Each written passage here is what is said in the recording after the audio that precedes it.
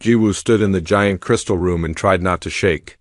The room was bigger than any building she had ever seen on Earth. It floated in space around a dead star that glowed with strange purple light.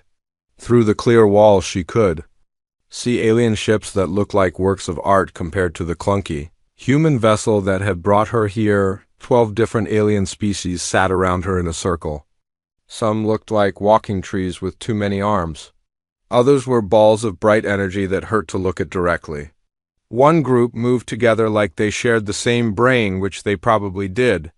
All of them were staring at her with what she was pretty sure was amusement. The Galactic Council had been running things in this part of space for over 2,000 years.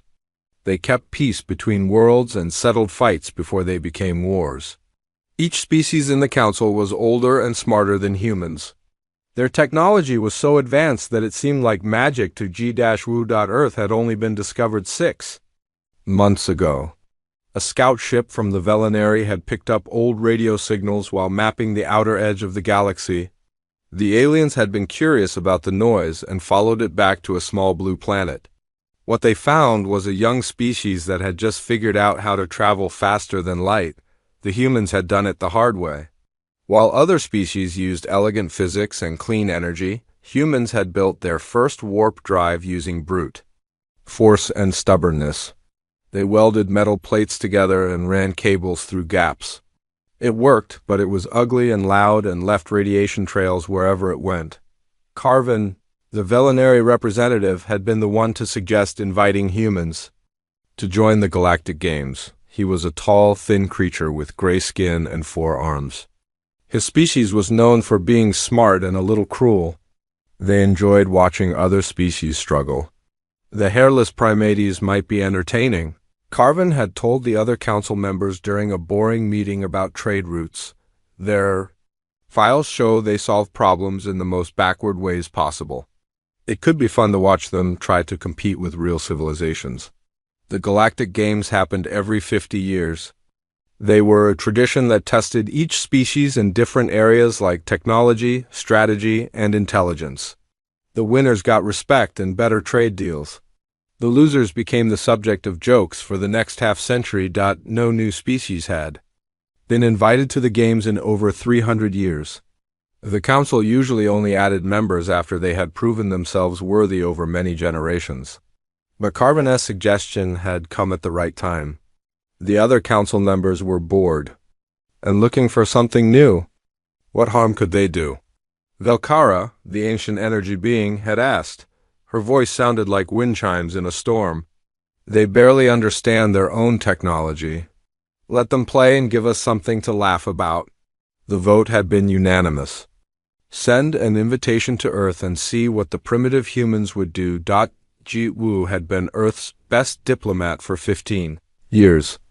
She spoke 7 languages and had helped end 2 wars through careful negotiation. But standing in this crystal room surrounded by beings that were older than human civilization, she felt very small. The invitation had arrived 3 months ago.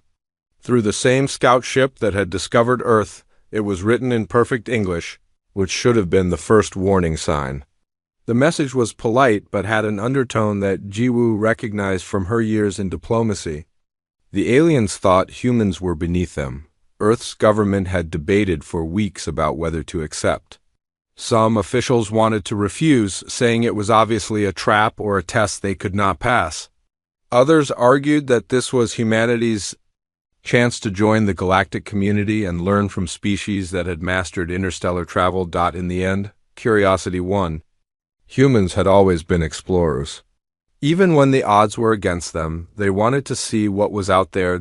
G-Woo had volunteered to be Earth's representative. She had spent the last 3 months studying everything humans knew about the alien species. It was not much.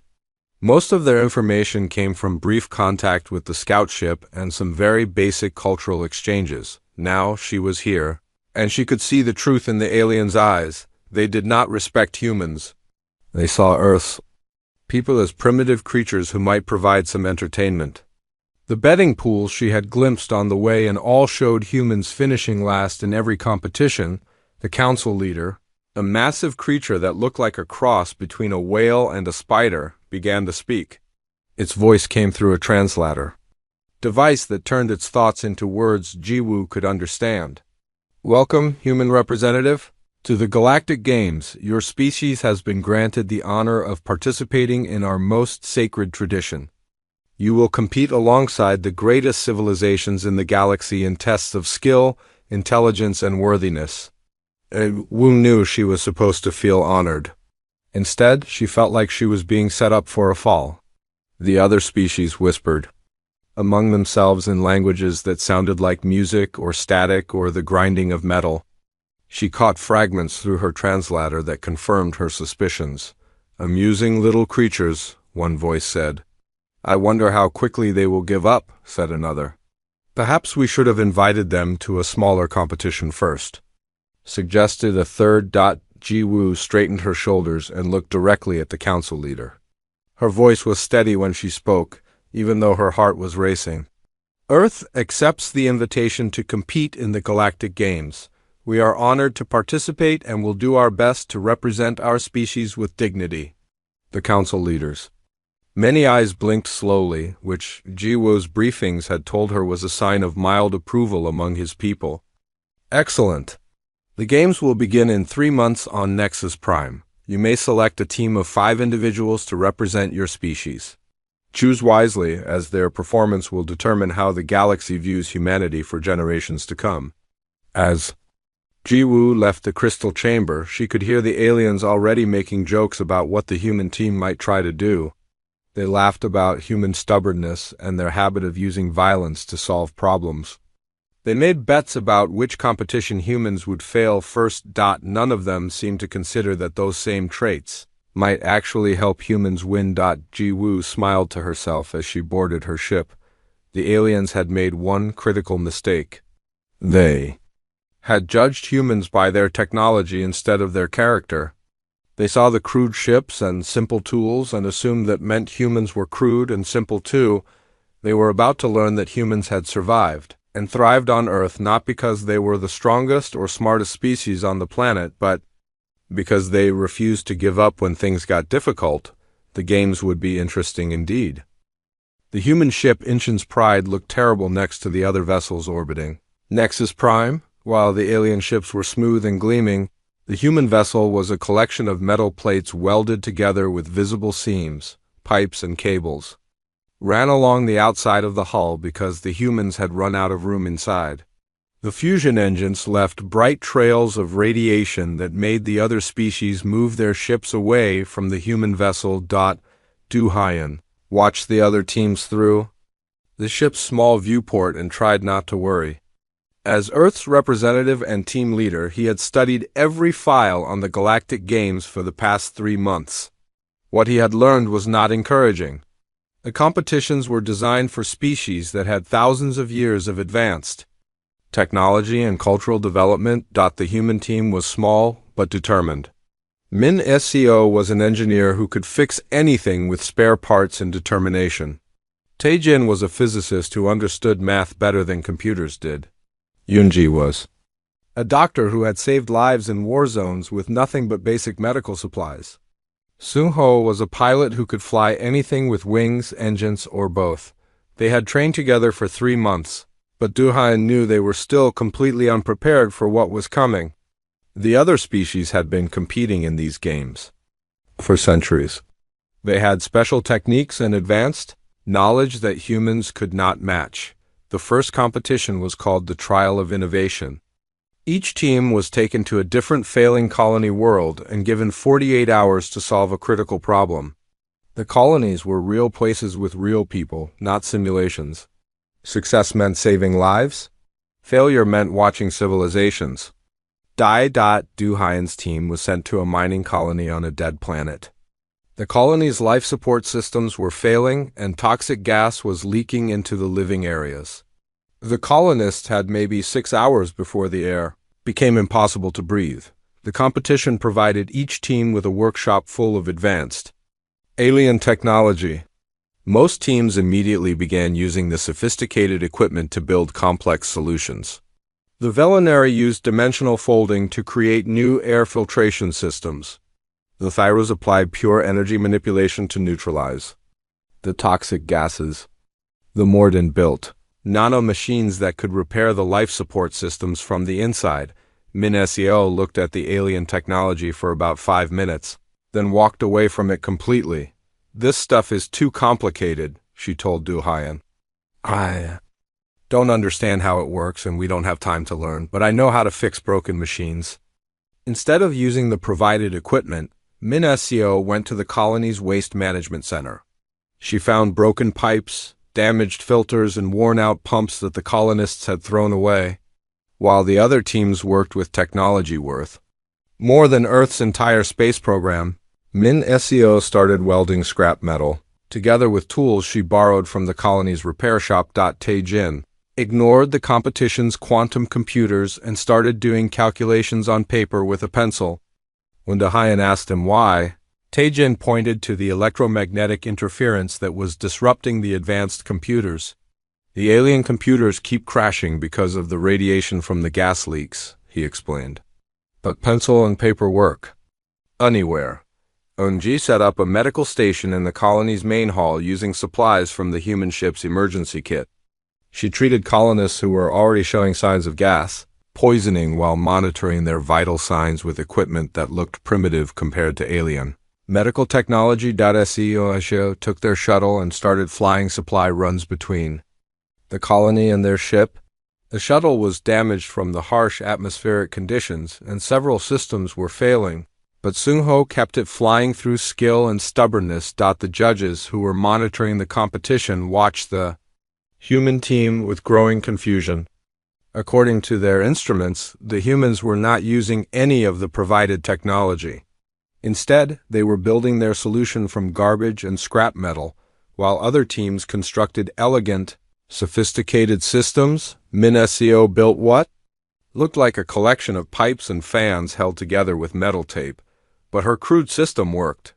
The toxic gases were filtered out, and fresh air flowed into the colony's living areas. Tae-jin's hand-calculated atmospheric equations allowed the team to predict where the next gas leaks would occur.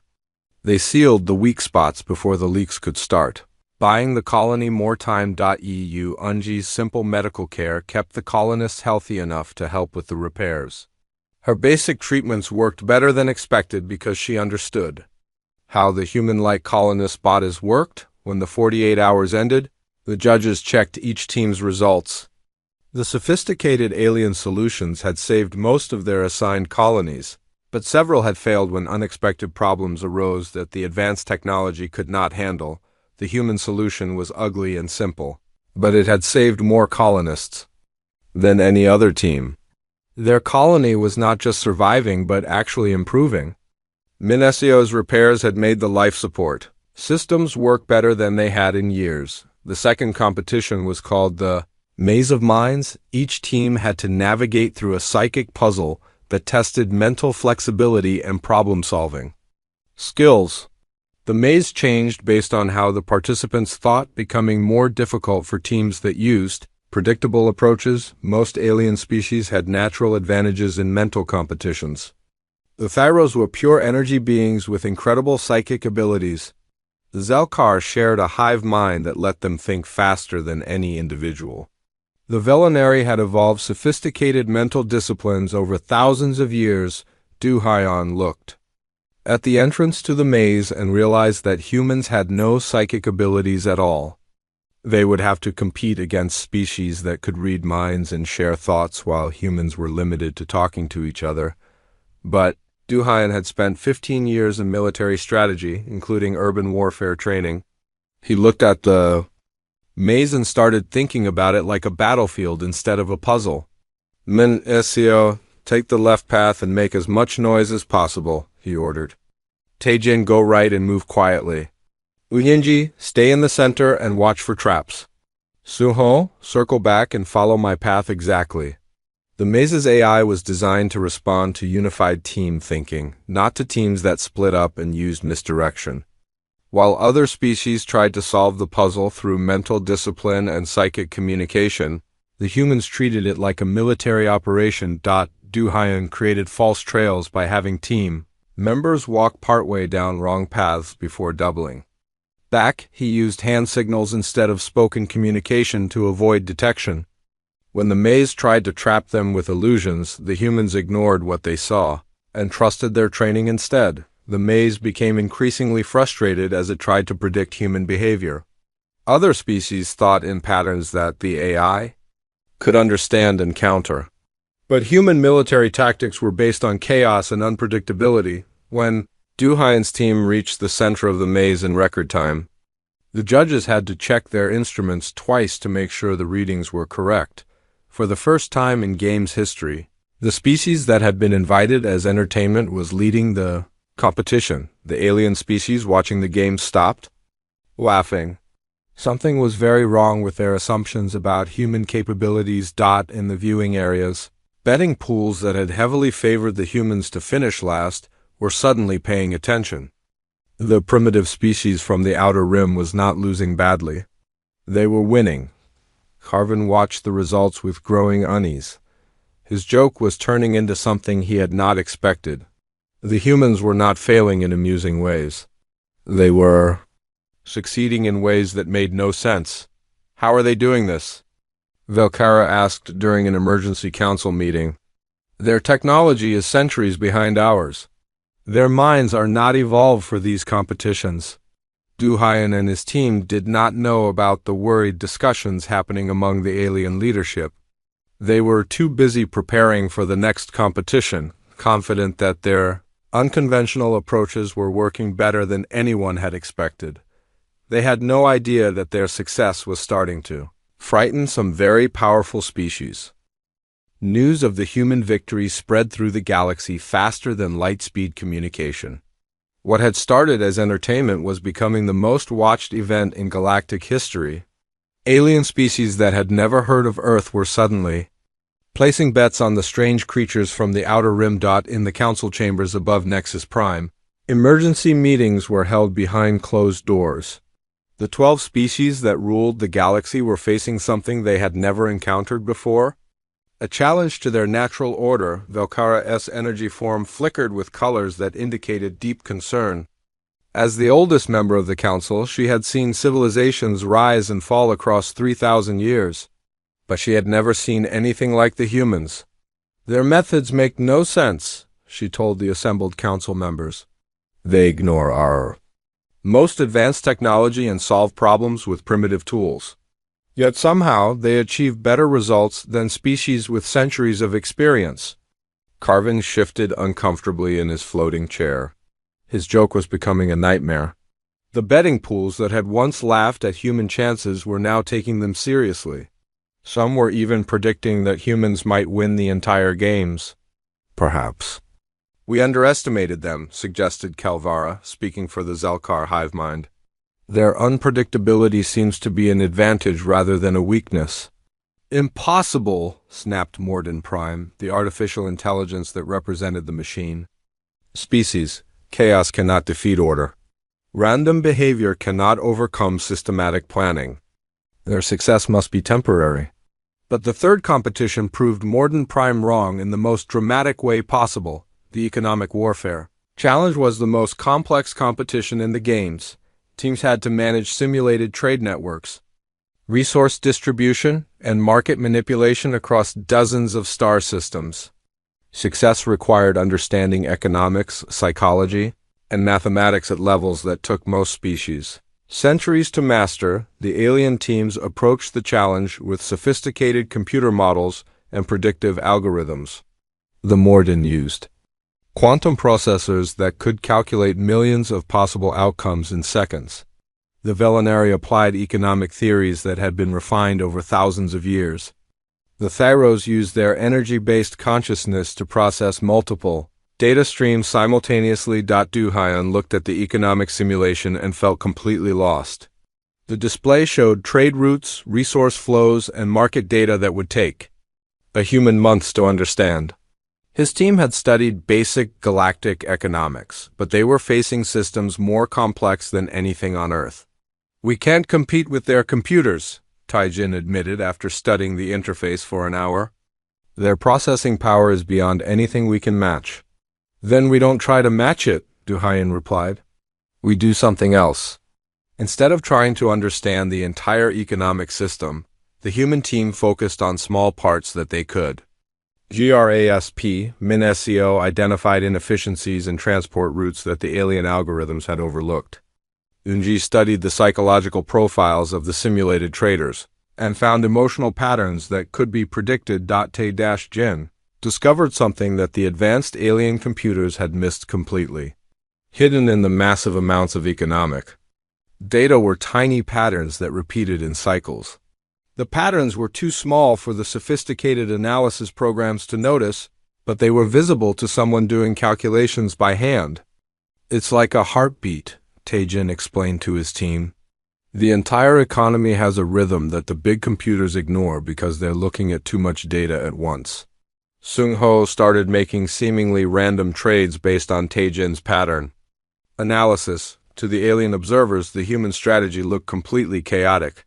They were buying high and selling low, making deals that any computer would reject as obviously unprofitable, but the small patterns Te-Jin had found created cascading effects throughout the simulated economy. A tiny trade in one system would trigger reactions in other systems that eventually led to major profit opportunities. The humans were not playing the economic game the way it was supposed to be played.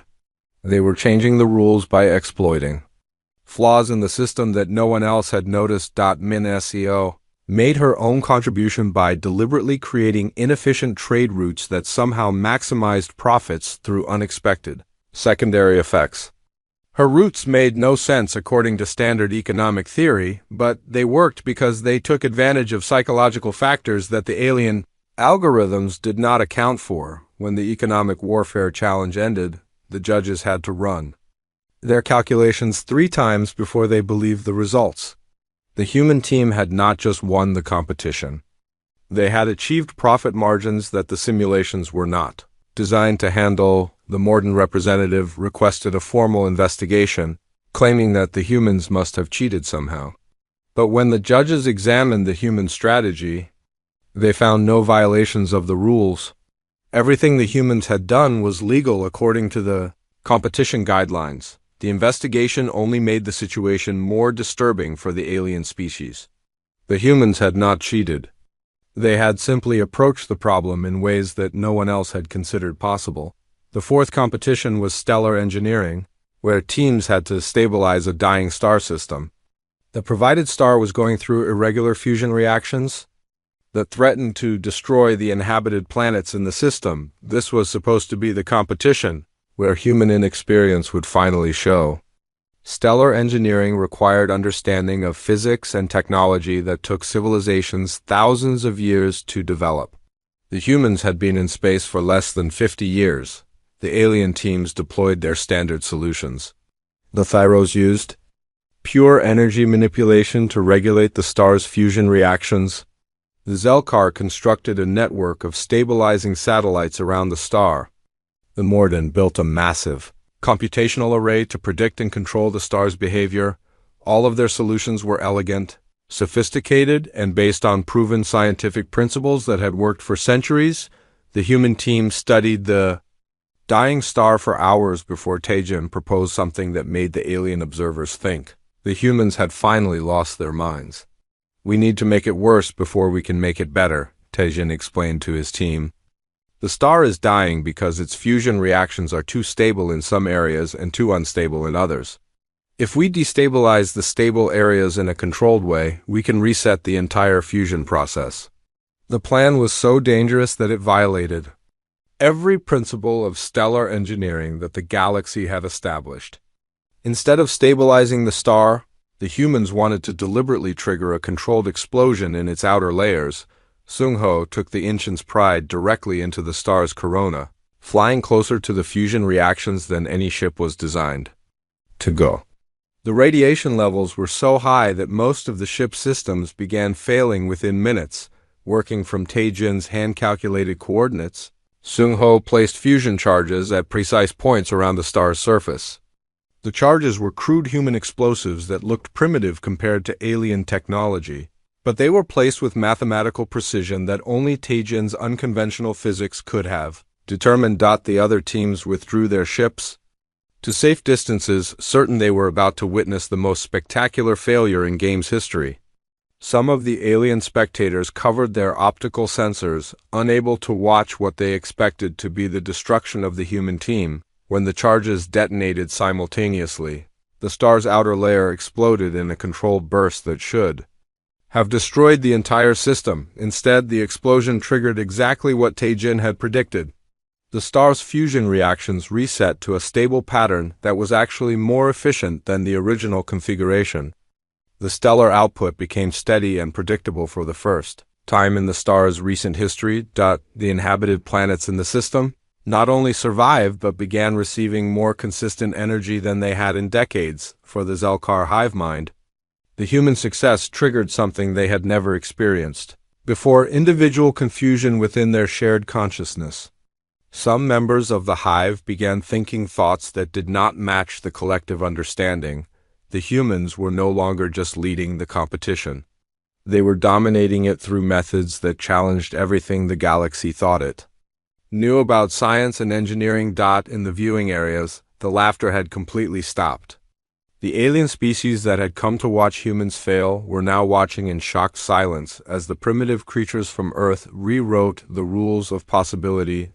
Du Hyan and his team celebrated their success, unaware that their victories were causing panic in the highest levels of galactic government. They thought they were just doing their best to represent humanity. They had no idea they were accidentally conquering the galaxy. The emergency council session was held in complete secrecy, hidden from the public broadcasts that were covering the galactic games. For the first time in over a millennium, the 12 ruling species were genuinely afraid of what might happen next. Carvin floated in his chair, his forearms trembling with anxiety. The Velinari prided themselves on their intelligence and strategic thinking, but they had completely miscalculated human potential. What he had intended as a harmless joke was becoming a threat to the established order of the galaxy. "The humans are going to win," he announced to the council, his voice carrying none of its usual arrogance. "All our projections show they will dominate the final competition as completely as they have dominated the previous ones." Velkara's energy form pulsed with agitation. As the oldest being in the galaxy, she had seen species rise to power before, but never like this. Previous civilizations had climbed the hierarchy gradually over centuries, proving themselves worthy through established methods. The humans were shattering the system in a matter of days. "This cannot be allowed," she declared, her voice resonating through the crystal chamber. "The natural order exists for good reasons. Species that advance too quickly become dangerous to themselves and others." The Morden representative, a collection of floating geometric shapes that served as the machine species avatar, processed data streams from across the galaxy. Public opinion was shifting rapidly in favor of the humans. Younger members of various species were questioning why their own civilizations had never tried the human approaches to problem solving. "Social stability indices are declining across 17 systems," Morden Prime reported. "The human success is causing ideological disruption in populations that have accepted our leadership for centuries. If they win the games, the psychological impact could destabilize our entire governmental structure." Kalvara spoke for the Zelkar hive mind, but her words carried an unusual uncertainty that revealed cracks in their collective consciousness. "Some of our younger minds are beginning to think individually, inspired by human unpredictability. This threatens our species' fundamental unity." The council chamber fell silent as the implications settled in. The humans were not just winning a competition. They were accidentally inspiring a galactic revolution simply by demonstrating that there were other ways to solve problems. It was Carvin who spoke the thought that everyone was avoiding. "We have to stop them." The words hung in the air like a confession of guilt. The Galactic Council had spent 2 millennia positioning themselves as guardians of peace and justice. Now they were contemplating sabotaging a competition because they were afraid of losing their authority. "The final challenge is the test of unity," Velkara reminded them. "It is supposed to be a diplomatic simulation testing leadership and cooperation skills. We could modify the parameters to ensure human failure." That would be cheating, protested Zarthan, the representative of the peaceful Kethmoran species. His people had always valued fair play and honest competition, would it? Countered Morden Prime. The rules state that we can adjust the simulation to test different aspects of leadership. We would simply be creating more challenging scenarios. The debate continued for hours, but the outcome was inevitable. Fear overrode principles. The species that had ruled the galaxy through claims of moral superiority decided to rig the competition against the humans. The modifications to the test of unity were subtle but devastating. Instead of facing standard diplomatic scenarios, the human team would encounter multiple crises simultaneously, each one designed to exploit perceived human weaknesses. The AI running the simulation would generate problems faster than any single team could solve them. As the final competition began, Duhain and his team entered what they believed was a diplomatic simulation. The scenario appeared straightforward. They would serve as mediators in a galactic crisis, using negotiation and leadership skills to restore peace between warring factions, but within minutes, the simulation exploded into chaos that no diplomatic textbook had prepared them for. Colony.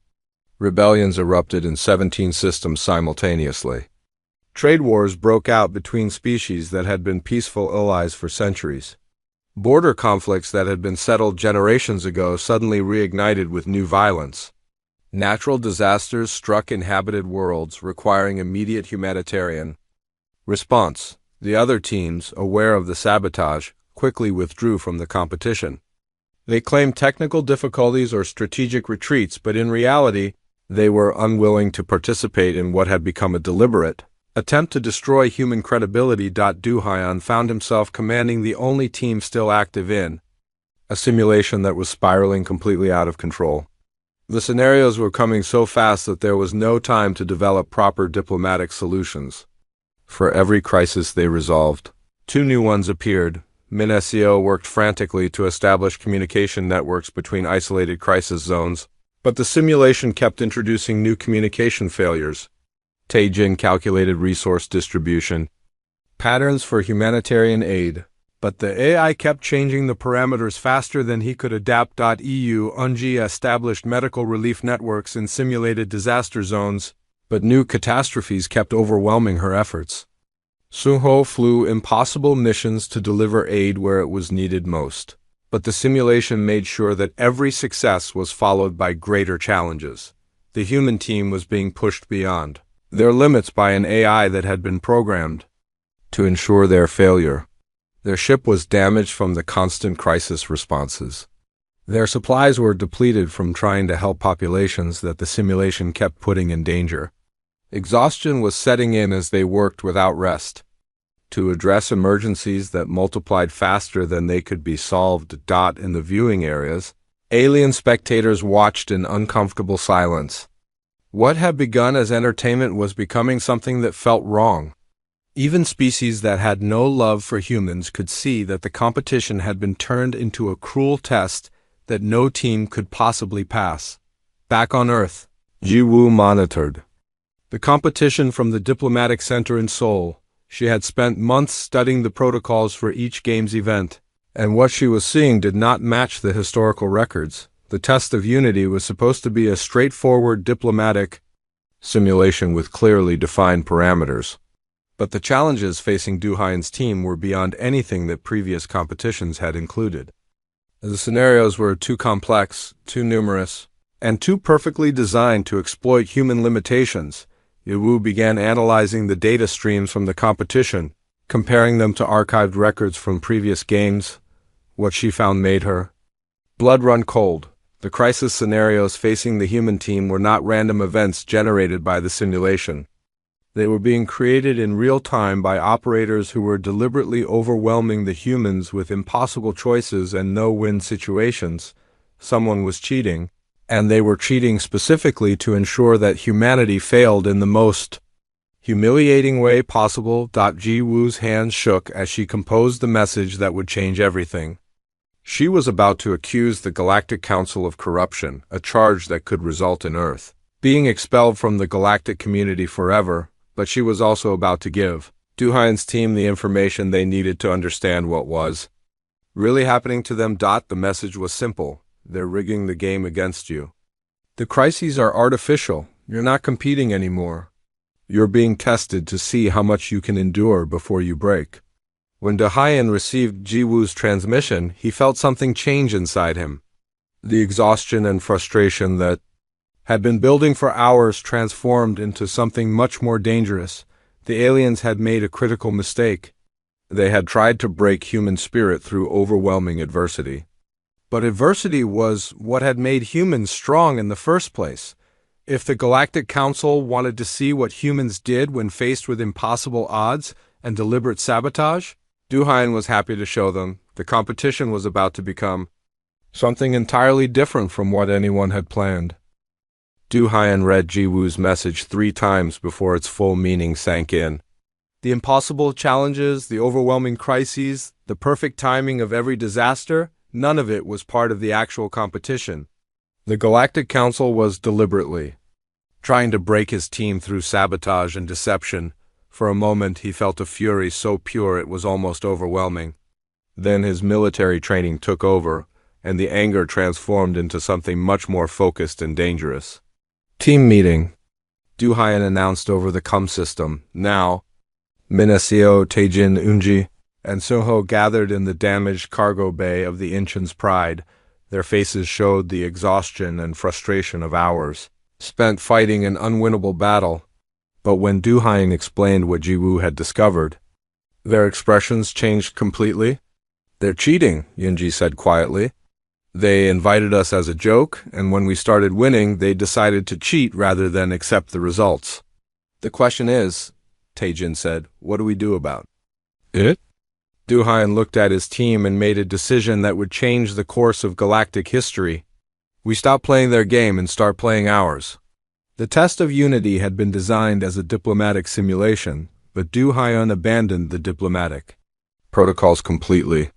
If the Council wanted to create real crises instead of simulated ones, he would treat them as real emergencies requiring real solutions. Instead of trying to negotiate with the artificial crisis scenarios, Minaseo began reverse engineering the game's technology.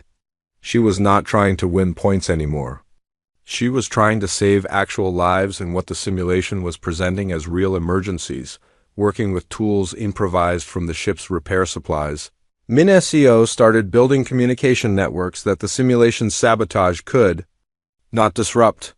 Her crude but effective systems connected isolated crisis zones and allowed coordinated responses that the AI had not been programmed to prevent. Taejin stopped treating the scenarios as diplomatic puzzles and started analyzing them as engineering problems. Using his hand-calculated methods, he traced the artificial disasters back to their source in the simulation's control systems. "I found something," Taejin announced after hours of calculations. "The crisis generation is coming from external inputs. Someone is manually adding disasters to the simulation from outside the system. Can you trace it back to them?" Du-Hyen asked. "Better than that. I can prove they're doing it and broadcast the evidence to everyone watching the games." While Taejin worked on exposing the sabotage, Seungho took the Incheon's Pride beyond its safety limits. He was no longer following the simulation's guidelines about where ships could go. Instead, he flew to places in the test galaxy that no vessel was supposed to reach, delivering aid and supplies to crisis zones that the sabotage had tried to isolate. Eunji established medical relief networks that connected all the simulated disaster areas. Her systems were so effective that they began improving conditions in the test scenarios beyond their original parameters. The simulation's AI could not keep up with the rapid improvements she was making to its supposedly hopeless situations. Working together, the human team was not just solving the artificial crises, they were systematically dismantling the sabotage attempt by treating it as an engineering challenge instead of a diplomatic test. The results were visible to everyone watching the games. The impossible scenarios that had been designed to overwhelm the humans were being resolved one by one. More importantly, Taejin's analysis was providing clear evidence of the external manipulation. In the council chambers, panic was setting in as the sabotage was exposed in real time. The evidence Taejin had gathered showed exactly how the crises had been artificially generated and who had authorized the modifications to the simulation. Carvin watched his political career collapse as the data streams proved his involvement in the cheating. Valkyra's energy form flickered with what might have been shame as her role in the conspiracy became public knowledge, but the humans were not finished. Ji-woo had been monitoring the situation from Earth, and she was preparing for the most important diplomatic speech of her career. The final broadcast went out to every species in the galaxy. Ji-woo stood in the same crystal chamber where the human journey had begun, but this time she was not asking for permission or acceptance. She was delivering an ultimatum. "Citizens of the galaxy," she began, her voice steady and clear. "You invited us as entertainment. You sabotaged us when we succeeded, and still we prevailed. This tells you something important about humanity that you need to understand."